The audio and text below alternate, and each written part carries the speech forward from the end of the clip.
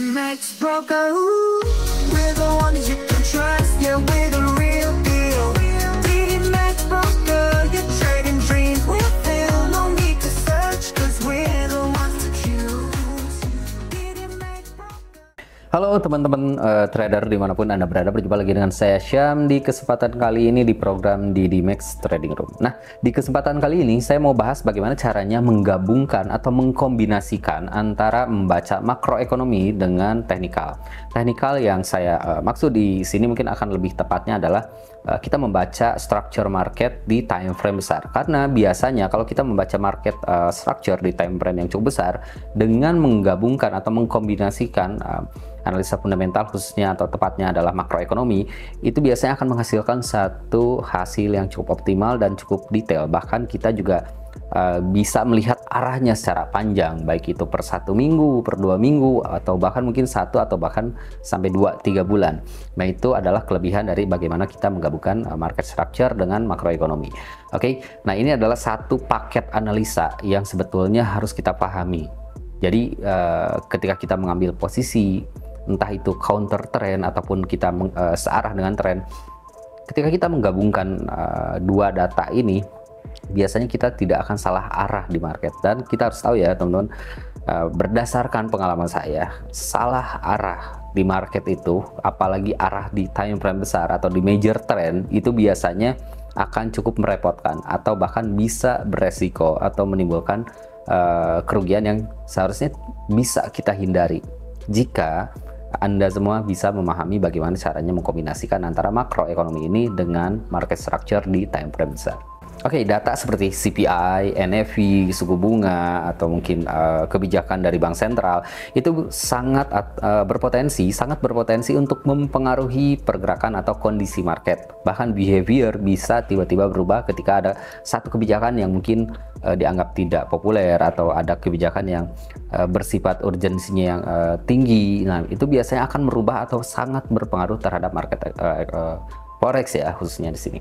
Seperti tadi yang saya katakan, CPI, NFP, ADP, suku bunga, dan yang lainnya itu sangat berpengaruh. Contohnya, misalkan kalau kita ambil contoh ya, ini ada case-nya itu adalah suku bunga. Jika suku bunga itu dinaikkan atau ada kenaikan untuk suku bunga, anggaplah The Fed naikin suku bunga di bank sentralnya, kita let's say dari 5 ke 5,25. Nah, itu biasanya akan memberikan sentimen positif atau penguatan terhadap dolar Amerika. Implikasinya terhadap XAUUSD, misalkan salah satu pair currency-nya, itu bisa mengalami penurunan untuk XAUUSD.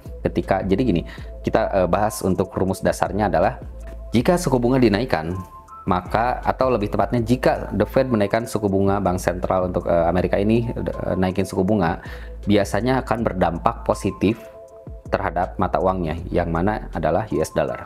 Dan implikasinya kalau kita ambil salah satu pair currency, misalkan let's say XAUUSD, suku bunga dinaikkan menguatkan dolar Amerika, dan di grafik XAUUSD terlihat akan terjadi yang namanya penurunan.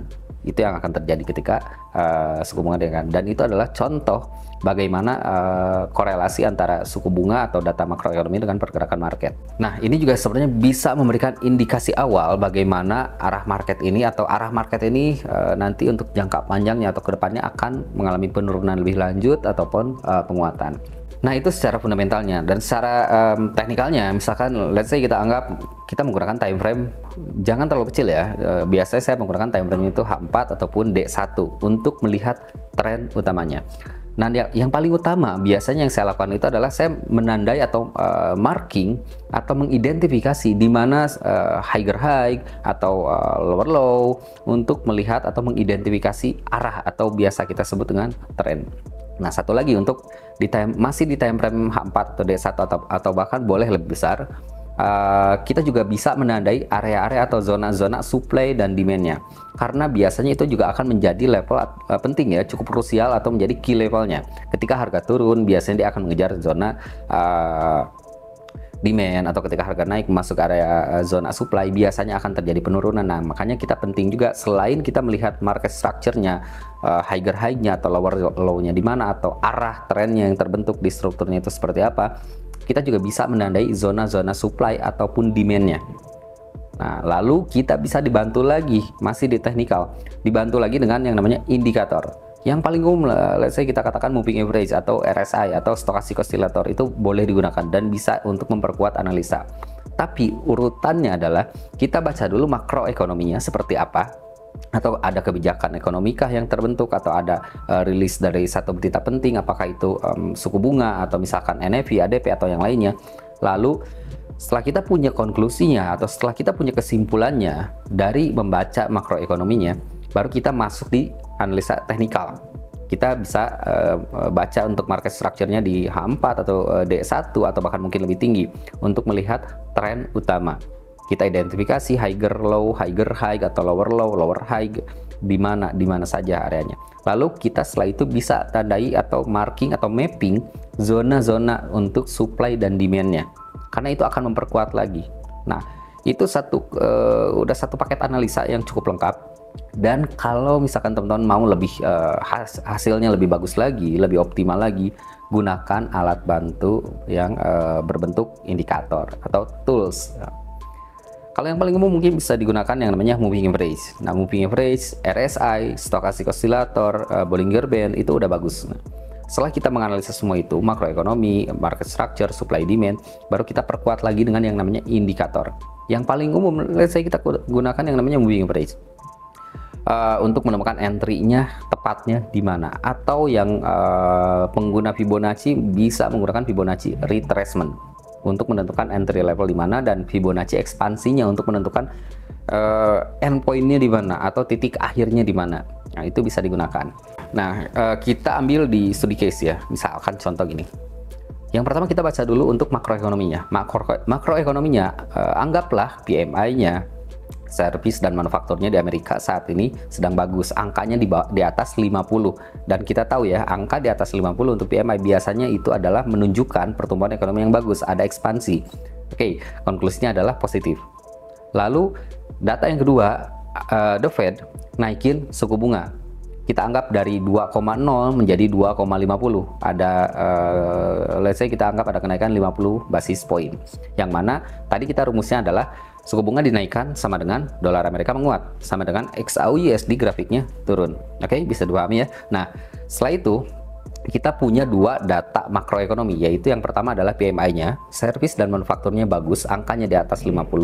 Konklusinya adalah positif untuk dolar Amerika. Lalu kita melihat ada kenaikan suku bunga, yang mana suku bunga dinaikkan sama dengan menguatkan dolar Amerika. Basicnya seperti itu. Ini di luar sentimen ya. Nah, setelah dua data itu udah cukup kuat, kita udah rasa udah cukup kuat, baru kita masuk secara teknikalnya. Teknikalnya yang pertama adalah kita identifikasi dulu market structure-nya. Identifikasi dulu mana lower low-nya, lower high-nya. Anggaplah setelah kedua data itu positif, kita analisa market structure, ternyata yang terbentuk adalah lower low. High, low, lower high, lower low. Nah, kalau teman-teman bisa mengimajinasikan, kita buat garis imajiner ya.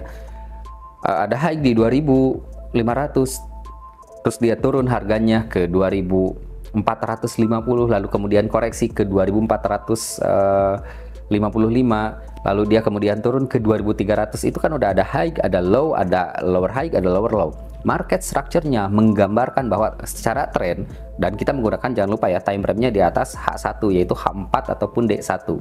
Nah, setelah kita menggunakan itu, kita bisa mengidentifikasi atau bisa kita ambil kesimpulan bahwa secara tren masih dalam atau sedang dalam kondisi downtrend atau tren turun. Oke, lalu yang ketiga, kita tandai area zona supply dan demand-nya. Ternyata ketika kita marking, kita dapat angka angka demand itu mendekati level resisten.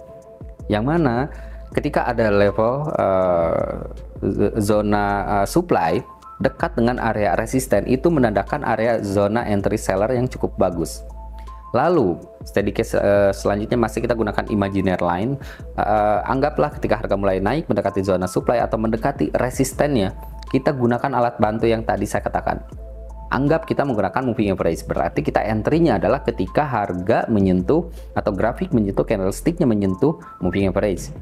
Lalu kita entry sell dengan penempatan stop loss atau batas ruginya itu ada di atas resisten targetnya.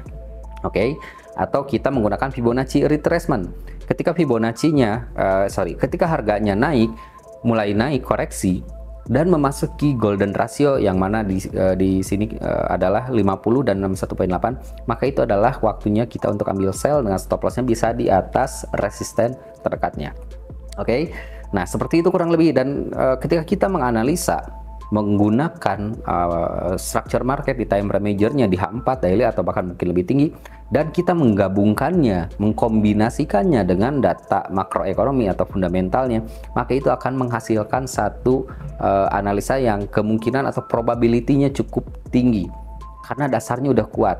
Nah, mungkin banyak yang menghindari, bukan menghindari ya, mungkin maksud saya itu mungkin banyak yang masih tidak atau enggan mungkin bahkan untuk mempelajari makroekonomi atau data fundamental. Padahal saya sering mengatakan bahwa fundamental menjawab kenapa harga bergerak, sedangkan teknikal menjelaskan bagaimana harga itu bergerak. Itu mungkin bisa dipahami ya teman-teman, mungkin takes time, is okay, karena itu adalah filosofi market, salah satu filosofi market yang saya pegang, dan memang seperti itu faktanya gitu. Oke, kurang lebih seperti itu bagaimana cara kita menggabungkan membaca dulu makroekonomi, lalu kita gabungkan dengan analisa di teknikalnya dan menggunakan teknikal di time frame majornya yaitu H4, D1 atau bahkan boleh lebih besar daripada itu, entah itu weekly atau bahkan mungkin monthly. Tapi kalau untuk saya pribadi, saya biasanya menggunakan time frame H4 dan D1 itu sudah cukup. Karena contoh kalau misalnya kita mengambil ekspansi, Fibonacci ekspansi dari time frame H4 itu udah bisa mengambil ribuan pip ke depan prediksinya itu. Dan itu udah lebih dari cukup saya rasa untuk teman-teman, apalagi yang metode atau style tradingnya itu adalah intraday. Oke? Itu mungkin edukasi di video ini di DDMax Trading Room untuk saat ini, itu memahami makroekonomi dan structure market. Jadi teman-teman juga bisa membuat keputusan trading yang jauh lebih terarah sehingga bisa menghasilkan hasil yang jauh lebih optimal daripada sebelumnya. Oke? Jangan lupa untuk ikutin terus video-video terbaru dari kami, karena kita rutin setiap 1 minggu itu mengeluarkan 1 video edukasi di program DDMax Trading Room ini. Teman-teman juga boleh ya komen kalau misalkan ada materi atau pembahasan yang spesifik mau dibahas, misalkan contoh moving average, Bollinger Band, atau market structure, atau smart money concept, apapun itu silahkan bisa komen aja di kolom komentar. Nanti kita akan bahas, kita akan buatkan, kita akan kemas sesimpel mungkin untuk teman-teman. Oke, dan jangan lupa juga untuk like, share, dan subscribe biar nggak ketinggalan informasi dan video-video edukasi dari kami. Oke, saya Syam, sampai jumpa lagi di video selanjutnya. Bye-bye.